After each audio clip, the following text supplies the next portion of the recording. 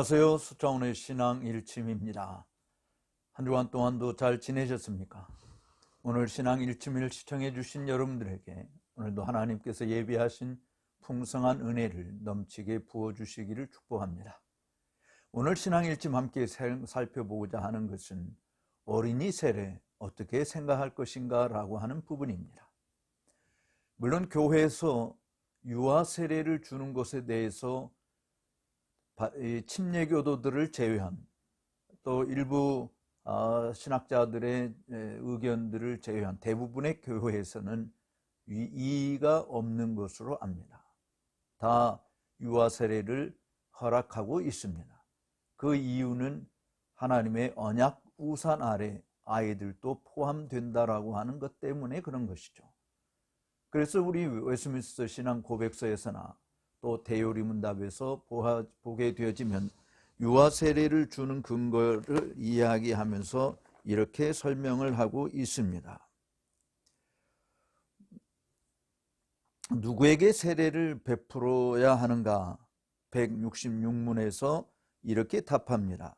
그리스도를 믿는 믿음과 그에 대한 순종을 고백하기까지는 유형교회 밖에 있어 약속의 언약의 외인인 자들에게는 세례를 베풀 수 없습니다. 그러나 그리스도를 믿는 믿음과 그에 대한 순종을 고백하는 양친에게서 혹은 그중 한 사람만 믿는 부모에게서 태어난 유아들은 그 점에서 언약 안에 있으므로 세례를 받게 됩니다 라고 이야기하고 있죠.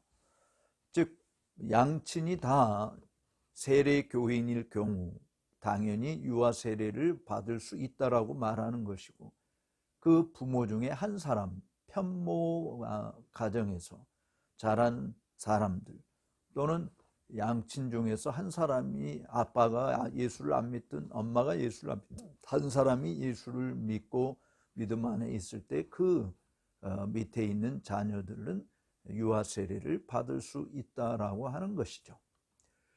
물론 우리나라 초창기에서도 유아 세례에 대한 나이 제한을 가진 것은 별로 없었습니다. 일찍부터 유아 세례를 주었다라고 하는 기록이 이 남해읍 교회에서 만 5세나 9세가 세례를 받았다든지, 또 부산의 초랑교회에서도 1살부터 13살에 해당되는 아이들이 유아 세례를 받았다라고 하는 기록이 존재하고 있습니다.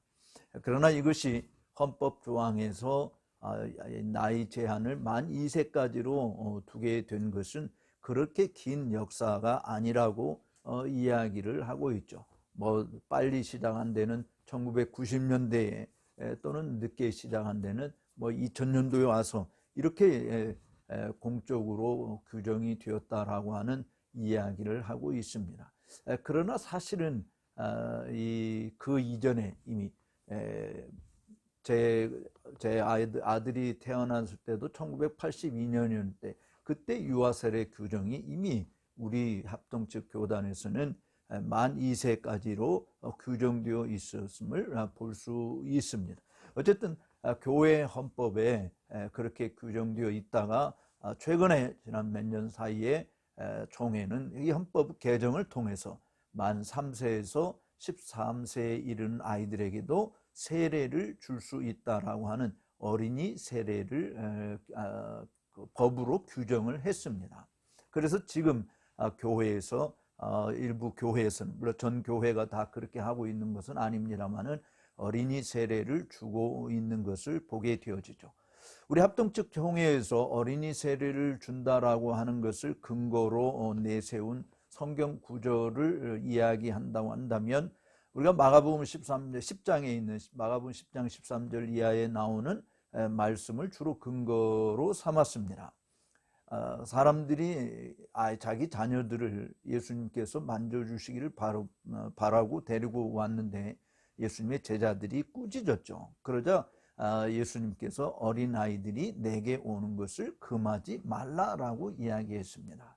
바로 이 말씀을 근거해서 여기서 사용되는 어린아이라고 하는 헬라어 단어가 파이디아라고 하는 단어인데, 우리가 일명 많이 듣고 있는 파이디온이라고 하는 단어 자체는 꼭 반드시 영아들만을 해당되는 것이 아니라 사실은 리틀 칠드런, 작은 어린 아이들이라고 걸어 다닐 수 있는 아이들도 포함한다라고 이야기할 수 있죠.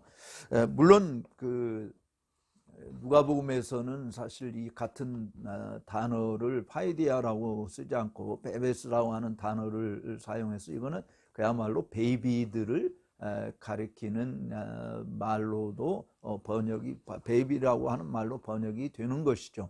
이렇게 사실 뭐 사용된 단어 자체가 복음서의 단어 좀 다르긴 합니다만은, 그러나 어쨌든 어린아이들이 내게 오는 것을 금하지 말라라고 말씀한 것을 토대로 해서 우리가 어린아이들도 세례를 받을 수 있다. 그래서 세례의 축복을 누릴 수 있게 해 주어야 된다라고 사실은 이야기하죠. 물론 부모들이 자기 아이들을 예수님에게 데리고 온 것은 예수님께서 만져주심을 바라고 이렇게 그 만져주신다라고 하는 부분은 사실은 유대인들의 삶 속에서 복을 빌어주는 것을 이야기하는 것. 하나님 예수님으로부터 복을 빌어주시기를, 우리 아이들에게 복을 좀 주세요라고 그런 의도로 부모가 아이들을 예수님에게 데리고 온 것이죠. 그런데 저는 그 구절이 어린이 세례를 줄 수 있는 근거 구절로 본다라고 하는 것은 좀 무리가 있다라고 보아집니다. 성경에서 세례를 준다라고 이야기할 때 구주 예수 그리스도를 마음으로 믿고 입으로 시인하고 그의 행동들이 그야말로 하나님을 믿는 사람으로 보기에 합당하다, 인정할 만하다라고 하는 증거들이 있을 때 사실은 우리가 일반적으로 세례를 주는 것으로 판단하지 않습니까? 물론 성경에서 우리처럼 그 학습을 받는 기간이 6개월이 지나고 그 다음에 세례를 받게 되어지고 하는 어떤 일정한 기간을 두고 세례를 준 것이라고 볼 수는 없죠. 고넬료 가정의 식구들이 그렇고 또 로마 간수장의 식구들이 다 함께 세례를 받은 것도 그렇고, 또 필립이 이디오피아 내시에게 세례를 줬을 때도 그렇고, 즉시 사실은 예수 그리스도를 구주로 영접했다고 확인되어지면 즉시 세례를 베풀어 준 것을 볼 수 있어요. 세례의 의미가 무엇입니까? 칼빈이 기독교 강요에서 이야기하고 있는 것처럼 내가 죄 씻음을 받았던 표시다. 그리고 그리스도와의 연합되었다라고 하는 것이고, 이제 이 사람이 세례를 받음으로 말미암아 유형교회의 공동체에 속해 있는 회원이 되었다라고 하는 것을 선언하는 의식으로 우리가 이야기할 수 있는 것입니다. 즉, 죄 씻음을 받았다라고 하는 부분들은 예수 그리스도를 구주로 믿지 않는 자에게는 사실은 죄 씻음을 받는다라고 하는 것은 불가능한 것이죠. 그래서 내가 예수님의 피로 말미암아 깨끗이 죄 사함을 받았다, 새 사람이 되었다라고 하는 것을 입으로 고백하게 되어지고, 바로 그것이 이제는 그리스도와 연합되어진, 전에는 그리스도 바깥에 있었고 하나님과 상관없이 살았던 존재지만 이제는 그리스도 안에 들어왔고 그리스도와 연합되었다라고 하는 것을 이야기하는 것이죠. 저는 그래서 사실 세례를 주로 예수님과 결혼식을 거행하는 것으로 이야기를 많이 합니다. 사실 우리가 결혼식이라고 이야기할 때 결혼이라고 하는 것은 이미 남녀 간에 만나서 서로 사랑을 나누는, 이미 사랑하고 있는 사이인 것이죠. 둘이 서로 사랑하고 정말 떨어져는 살 수 없는 그런 그 고백들이 사람들에게 있는 거 아니겠어요? 그래서 이제 합법적인 그런 결혼식을 통해서 부부가 되었다라고 하는 것을 많은 하객들 앞에서, 증인들 앞에서 선언하는 것이 바로 이 결혼식이지 않습니까? 즉 우리가 예수를 구주로 믿는다고 이야기할 때 바로 이것, 예수님을 사랑하고 이제는 나는 내 것이 아니고 주님의 것입니다, 주님은 내 모든 것입니다 라고 하는 그런 진솔한 사랑의 고백이 있는 것이죠. 그래서 사람들 앞에서, 또 하나님 앞과 사람들 앞에서 바로 우리가 이제는 그리스도와 함께 떨어져 살 수 없는, 그리스도와 함께 삽니다, 그리스도의 것입니다 라고 하는 것을 드러내는 그런 표시로 우리가 세례식을 공적으로 거행하게 되어지는 것이죠. 그렇게 할 때 교회에서 사실은 세례 교인이라고 하는 그 의무만 이야기하는 것이 아니라 특권을 이야기하고 동시에 지켜야 될 의무를 감당하게 되어지는 것을 말하는 것입니다. 자, 그렇다고 한다면 유아 세례를 받는다라고 이야기하는 것은 유아 세례 자체가 부모님의 신앙을 통해서 부모님이 받아 누리는 하나님의 은혜의 모든 혜택들을 그 밑에 있는 자녀들에게도 누리게 할 수 있다. 그리고 이 자녀들을 자기들 입으로 스스로 예수님을 나의 구주로 고백합니다라고 스스로 결단하고 판단할 수 있을 때 그와 같은 것을 보고 그것을 입교식을 통해서 정식 세례 교인으로 확증하는 예식을 가지는 것이 일반적으로 우리 장로교에서 해오고 있는 것이었습니다. 근데 어린이 세례를 준다라고 이야기할 때 물론 헬라어 단어 또 오이코스라고 하는 아까 조금 전에 언급해드린 고넬료 집이나 로마 간수장의 집에서 이야기하는 그 오이코스라고 하는 단어 자체가 사실은 집안에 속해 있는 모든 가족들을 다 포함하는 것입니다. 심지어 나그네들도 또 더 나와서는 심지어 가축들까지도 포함하고 있는 것들을 보게 되어져요. 물론 그렇다고 해서 가축들에게 바울이 세례를 주었다라고 이야기할 수 있는 것은 아니겠죠. 그렇지만 어쨌든 거기에는 어린 아이 베이비들도 포함이 되어 있고 그리고 정말 리틀 칠드런 작은 아이들도 포함이 되어 있고 성인들도 다 포함이 되어 있고 종들까지도 다 포함이 되어 있는 것임을 우리가 확인할 수 있는 것이에요. 뭐 어린이 세례를 준다라고 하는 역사적인 증거들을 우리가 얼마든지 뭐 교회에서 찾아볼 수 있습니다. 뭐 아이들에게 왜냐하면 오이코스라는 단어 자체가 이 3세에서 13세 있는 아이들을 제외했다라고 볼 수 있는 규정이 있는 것은 아니죠. 그래서 어린이들도 사실은 성령 안에서 생명을 소유할 수 있는 그런 대상자인 것은 틀림없는 것입니다.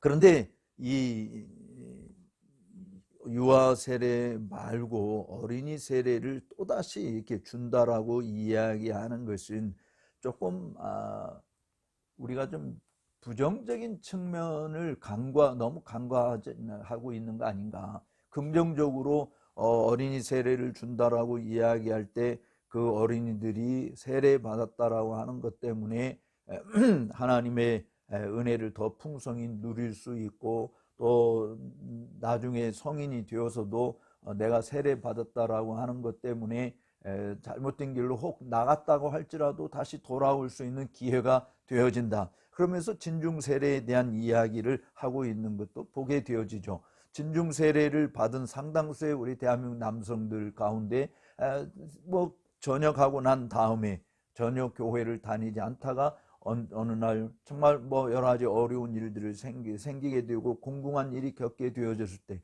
또 뭐 어떤 계기가 되었을 때 내가 군대에서 진중 세례를 받았는데 내가 교회에 가야 되겠다 해서 다시 신앙을 찾고 회복하고 새 사람이 되어진 그런 경우들도 우리들이 종종 있는 것입니다. 그런데 문제는 그런 것들 때문에 어린이 세례를 주어야 된다라고 이야기하는 것은 조금 논리적인 모순이 있는 거 아닌가 하는 생각을 해보는 것이에요. 또 어린이 세례를 주어야 한다라고 이야기할 때 지적 장애인들에게 세례를 주는 부분에 대해서도 언급하고 있는 것을 보게 됩니다. 지적 장애인 정말 뭐 나이 뭐 5세, 7세 정도밖에 되지 않는 그런 지적 장애인들에게 세례를 준다라고 이야기할 때 어린이들이 정말 5세, 7세, 10세 이런 지적 능력이 없는 그런 지적 능력밖에는 가지지 않는 아이들에게 지적 장애인에게 세례를 준다고 한다면 이 아이들에게도 세례를 줄 수 있다라고 하는 논리를 이야기하는데요. 진중 세례를 받는 대상들은 사실은 성인들입니다. 그리고 지적 장애인들이 받는 세례 역시 그들도 몸은 성인이라고 이야기할 수 있죠. 다만 정신적으로 그 지적인 능력이 저하된 상황에 있는 장애인이긴 합니다만은 그들 역시 성령께서 그들 속에서도 역사함으로 그리스도 안에서 그들도 생명을 가질 수 있는 자들인 것은 틀림없어요. 저는 어린이들이 예수님 안에서 생명을 가질 수 없다 이렇게 말하는 것이 아닙니다. 그런데 이 어린이들은 정상적인 어린이들이고 이 아이들이 성장해 가면서 자신들의 생각과 판단으로 그리스도를 부정할 수 있는 자리에 나갈 수도 있는 것이죠. 물론 끝까지 그리스도 안에 남아있는 경우들도 더 많다고 봐야 됩니다. 특별히 믿는 부모들 밑에 있는 자녀들에게 있어서는 더 그럴 가능성이 많은 것입니다. 그러나 믿지 않는 부모 밑에서 나오는 자녀들에게 어린이 세례를 준다라고 이야기할 때 우리 합동측 교단에서는 후견인, 영적 후견인을 두어서 잘 돌보도록 그렇게 한다고 이야기합니다. 그런데 첫 번째 영적 후견인들이 담당 교육자들이거든요. 여러분, 담당 교육자가 사실은 그 교회를 떠나지 않습니까? 1년 아니면 2년 만에 교회를 또 떠나고 다른 부서로 옮겨가고 하는데, 물론 그 다음에 영적 후견인을 하나만 두는 것이 아니라 담임 교사에게 두고 담임 부장에게 두고 마지막으로는 그 교회에 속해 있는 담임 목사님에게 영적 후견인을 두어서 그 아이들을 잘 돌보게 한다라고 하는 취지는 좋지만, 사실은 그와 같은 일들을 이야기할 때 우리가 간과하지 말아야 될 것은, 세례는 어떤 방식이든 유아 세례든 어린이 세례든 성인 세례든 선교의 목적으로 주어진 적이 없습니다. 전도의 수단으로 주어진 적이 없습니다. 지금 우리가 세례를 베풀고 나중에 떠나갔다가도 다시 돌아올 수 있는 발판이 된다, 근거가 된다, 어떤 접촉점이 된다라고 하는 부분은 매우 좋은 일리 있는 이야기이기는 합니다만은, 예수님께서 분명히 너희는 모든 족속으로 제자를 삼아 아버지와 아들과 성령의 이름으로 세례를 주고 내가 너에게 분부한 모든 것을 가르쳐 지키게 하라라고 이야기하고 있는 것이죠. 즉 제자를 삼는 것입니다. 이것이 우선이어야 되는 것이죠. 예수 그리스도를 따르는 제자로 삼는 것이 우선이 돼야 되는, 그리고 그들이 정말 예수님을 온전히 따르는 자, 자기를 부인하고 자기 십자가를 지고 가는 그와 같은 일들을 잘 하게 되어질 때 그렇게 살겠다라고 다짐하는 자들에게 정말 성부와 성자와 성령의 이름으로 세례를 주고, 세례 교인으로서 의무, 하나님께서 우리에게 말씀한 모든 것들을 다 지켜 행한다. 결혼이라고 제가 이야기하지 않았습니까? 결혼 생활해놓고 남편으로서의 의무, 아내로서의 의무를 가지지 않고 특권만 누리겠다, 부부로서의 특권만 누리겠다, 그것은 말도 안 되는 것이잖아요. 그래서 우리가 세례교인이라고 이야기할 때 정말 주님의 성찬을 대할 수 있는, 떡과 잔을 대할 수 있는 놀라운 특권을 가지게 되어지는 것이죠. 놀라운 하나님의 은혜를 누리게 되어지는 것입니다. 그리스도와 연합되었다라고 하는, 정말 이제는 둘이 아니고 한 몸이 되었다라고 하는, 전에는 내가 세상 바깥에 있었고 정말 세상 안에서 살았고 세상 안에서 그리스도 바깥에 있는 그런 하나님과 등지고 살았던 하나님의 원수였고 하나님의 진노의 자녀였지만, 이제는 예수 그리스도 안에 있는 하나님의 백성이다, 성도들과 동일한 시민이다. 그래서 성도들이 누리는 모든 신령한 복을 받아 누릴 수 있는 그런 특권을 가지게 된 것입니다. 그런데 의무가 있잖아요.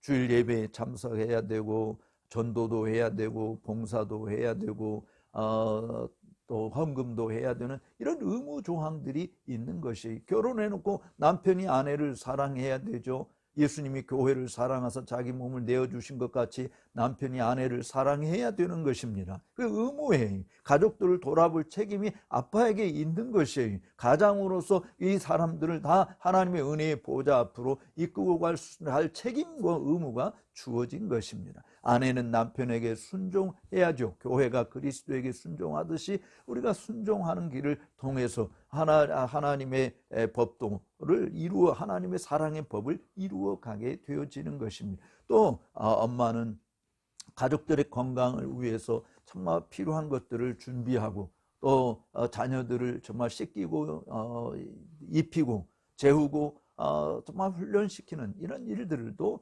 엄마로서 감당해야 되는 거 아니겠습니까? 이 어린이 세례와 유아 세례를 우리가 구분해야 된다라고 하는 이 부분은 사실은 유아들은 전적인 자신들의 의지에 하고 상관없이 부모들에 의해서 이루어지는 것입니다만은 어린이 세례는 나름대로 생각이 있기는 합니다. 그래서 자신들의 의지로 내가 고백한다라고 말을 할 수 있죠. 그런데 이 아이의 지적인 능력과 육적인 어떤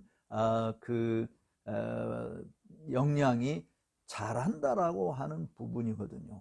수없이 많은 그 유혹들을 더 많이 받게 되어지고, 그리고 사실은 교인으로서의 어떤 의무를 충실히 다 감당할 수 있는 그런 부분은 덜 떨어진다라고 말하지 않을 수 없는 것이에요. 따라서 우리가 기억해야 될 부분들은요, 실질적으로 예를 들어서 뭐 하나님께서 은혜를 주시면은 충분히 감당할 수 있는 것은 틀림없습니다. 그러나 그것을 개인적으로 주어졌던 모든 것을 보편적인 것으로 다 이야기할 수 있는 부분은 아니잖아요. 물론 하나님께서 지금 10살 된 아이에게도 성인으로서 가질 만한 모든 생각과 지식과 능력을 하나님이 주실 수 있어요. 그렇기 때문에 결혼할 수 있습니다. 그런데 왜 나라법은 결혼 혼인 연령을 18세로 규정하고 있죠? 우리가 실질적으로 문화적으로 어떤 목회적으로 하는 이런 측면에서 어린이들에게 세례를 주어야 한다라고 하는 부분을 강조를 하고 있기는 합니다만은, 그러나 정말 세상에서도 결혼해서 합법적으로 남편과 아내의 의무를 다할 수 있는 부분들을 놓고 본다고 한다면 나이 규정이 있다라고 이야기할 때 우리가 신앙생활함에 있어서도 내가 예수님과 결혼한다라고 하는 교회에서 법으로 14세 되어지면 학습 세례를 입교식을 할 수 있고, 입교한 사람들이 유아 세례를 받은 사람들 중에서 입교식을 할 수 있고, 그 입교를 한 사람들이 이제 정식 세례 교인으로 인정을 받듯이, 저는 그것이 더 실질적으로 목회적인 측면에서 더 나은 방식이 아닌가 하는 생각을 하지 않을 수 없는 것입니다. 이거 우리가 더군다나 마가복음 10장에서 예수님이 아이들이 내게 오는 것을 금하지 말라라고 이야기한 것이 아이들에게 성례에 참여할 수 있다라고 하는 것을 말하는 근거 구절은 아니잖아요. 아이들도 하나님의 은혜를 받을 수 있어요. 성령의 은총을 받을 수 있어요. 하나님의 말씀을 지키면서 순종하면서 살아갈 수 있는 그런 복을 누릴 수 있습니다. 근데 그것이 제가 세례를 받아야 될 근거 구절로 삼는다라고 하는 것은 분명 문제가 있는 것이 아닌가. 또 유아 세례의 어떤 그 유효 기간, 유아 세례를 받았다라고 할 때 그 유효 기간이 정말 언제까지일까요? 유아 세례를 받는다라고 하는 것은 물론 우리가 법적으로 전에 이 어린이 세례를 허락하기 전에 만 14세가 되어야 입교식을 한다라고 이야기했습니다만은, 사실 유아 세례에 대한 어떤 효능, 이 부분들은 유아 세례 자체가 가진 것이 아니라 사실은 부모들이 아이들을 어떻게 양육하느냐라고 하는 것에 관련되어 있지 않습니까? 또 우리가 세례를 받았다라고, 성인들이 세례를 받았다고 할 때 그 세례의 효능이 뭡니까? 세례를 받았으면 다 구원받았다라고 하는 보증수표를 가진 것입니까? 아니잖아요. 로마 가톨릭에서는 그렇게 가르칠지 몰라도 우리 적어도 성경에서 성경을 절대 무한 정확무한 하나님의 말씀으로 믿고 있는 사람들에게 있어서는 세례가 구원의 조건은 아니잖아요. 구원받은 표시로 우리가 세례를 받는 것입니다. 서로 사랑한다라고 하는, 서로 사랑을 확인하고 떨어져서는 살 수 없는, 그래서 함께 살아야 된다라고 하는 것을 확증하고 드러내기 위한 공적인 표시로 결혼식을 하듯이 우리들이 그와 같은 분명한 확신이 있을 때 세례를 주는 것이죠. 그런데 세례를 받았다고 해서 뭐 결혼했다고 그래서 다 부부로서의 책임과 의무를 다하지 못하는 일이 많죠. 그래서 부부의 도를 항상 생각하고 또 돌이키고 그 의무를 행하려고 또 격려받고 애쓰는 모습들이 필요한 거 아니겠습니까? 세례를 받은 자들도 바로 하나님의 말씀을 듣고 배우고 익히고 그 안에 뿌리를 내리고 자신을 단련시켜서 그리스도 안에서 온전한 자로 자라게 하는 일들을 하는 것은 매우 필요한 것이다라고 말하지 않을 수 없는 것이죠.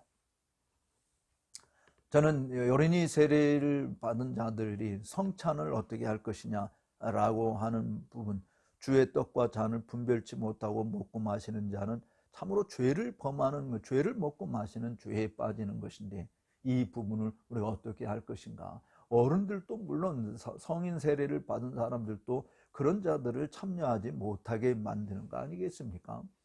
그렇다고 한다면 어린이들, 아직 분별할 수 없는 분별력을 제대로 가지지 못하는 그런 어린 아이들에게 그야말로 성찬을 함부로 참 나눠줄 수 있는 그것도 아니죠. 그래서 어린이 세례를 받은 자들은 성찬에 참여할 수 없는 것으로 막는 것도 세례 교인으로서 정한 특권을 빼앗는 것이 되는 거 아닌가요?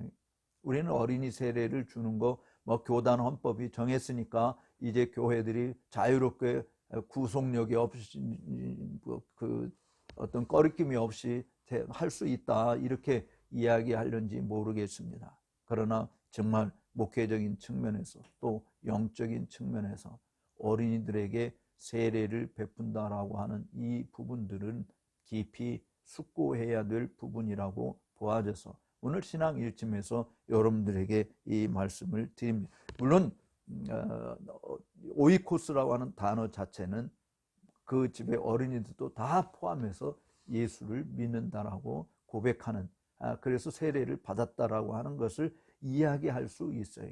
성경에 어린이들에게 세례를 주었다라고 하는 근거가 없어서 없기 때문에 하지 않아야 된다 이런 이야기를 하는 것은 아닙니다. 마치 성찬에 예수님의 그 여성들이 성찬에 참여했다라고 하는 것이 성경에 없기 때문에 여성들을 성찬에서 제외시켜야 된다 이렇게 말할 수 없는 것처럼 말이죠. 우리는 모든 사람들, 예수 그리스도를 주로 믿는 자들에게 세례를 베풀 수 있습니다. 그러나 그 자체는, 근거는 우리가 일치적으로 사람들의 입을 통해서 고백되어지는 고백과 그리고 자기 자신의 삶의 모습을 통해서 열매들을 보고 세례를 베푸는 것이죠. 세례 교인이라고 많은 사람들 앞에 확증하는 것이에요. 그래서 정말 세례 받았다라고 하는 것은 결혼했다, 결혼식이 축제의 날인 것처럼 모든 사람이 축하해주고 즐거워하고 기뻐 파티를 벌이는 것처럼 그렇게 해야 되는 것이면 틀림없어요. 우리는 그렇게 한국에서는 그렇게 하지 못하죠. 제가 연구에 쓰면서 볼 때 그와 같은 세례를 받는 날에 정말 온 가족들, 친척들, 그 교인들이 다 축하해주고 즐거워하는 모습을 볼 수 있습니다. 우리들도 그런 즐거움은 필요하다고 봐야지. 그런데 어린이들이 물론 옛날 꼬마 신랑, 꼬마 신부, 그런 꼬마 신랑이 있어도 사실은 신부는 그래도 나이가 든 사람이었잖아요. 어쨌든 우리들이 결혼한다라고 이야기할 때 나이 제한이 있듯이 우리가 예수님 앞에서 세례를 받는 것도 나이 제한을 두는 것에 대해서는 저는 그것이 잘못되었다라고 이야기할 수 없는 것이다라고 보아진다. 그렇다고 세례를 안 받았다고 해서 천국 못 갑니까? 내가 예수를 믿으면 그 아이들 속에서 성령이 역사하시면 영아들도 영아로 조산하는 경우, 또 일찍 아이들이 죽는 경우, 이런 것을 또 성령께서 얼마든지 역사하시면 새 생명을 가질 수 있는 것이라고 보아집니다. 따라서 우리들은 어린이 세례 주는 것에 대해서 이것이 정말 잘못되었다라고 하는 부분들을 이야기할 수 있는 성경적인 근거가 부족하다 할지라도 그래도 나이 제한을 두는 것은 매우 타당한 것이다, 합리적인 것이다 라고 하는 결론을 내릴 수 있는 것입니다. 더군다나 영적 후견인을 두어서 돌보신다. 우리는 부모 입장에서 내 자식도 내가 잘 못 키우고 간수하는데 남의 자식을 영적으로 돌아보고 살핀다. 이 부분은요 그렇게 쉬운 부분이 아닙니다. 그렇다고 목사님들이 그 일들을 제대로 다 잘할 수 있느냐? 물론 해야 되죠. 그런데 실질적으로 상당히 힘든 상황에 놓여 있는 것은 분명합니다. 사랑하는 우리 시청자 여러분, 서창훈의 신앙 일침을 시청해 주신 여러분들께 감사의 말씀을 드립니다. 여러분들이 이 어린이 세례에 대한 또 다른 의견들이 있으면 저한테 댓글로 남겨주시면 감사하겠고요. 또 좋아요 눌러주시고 구독 신청해 주시면 더 감사하겠습니다. 물론 어린이 세례 정말 우리들이 신중하게 실천해야 될 부분이다라고 하는 부분을 말씀을 드렸습니다. 감사합니다.